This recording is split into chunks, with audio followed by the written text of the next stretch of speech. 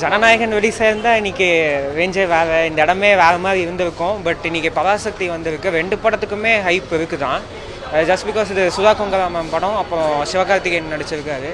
2மே actually politics படம் தான். ஏன்னா சினிமா வந்து பாலிடிக்ஸாக பண்ணக்கூடாது. இன்றைக்கி ரொம்ப இந்த சென்சார் அதெல்லாம் சொல்லிட்டு ரொம்ப இது பண்ணிட்டு இருக்காங்க. ஜனநாயகன் இன்றைக்கி பொங்கலுக்கு ஒரு பெரிய படம் வந்திருக்கணும். பட் அன்ஃபார்ச்சுனேட்லி அது நடக்கலை.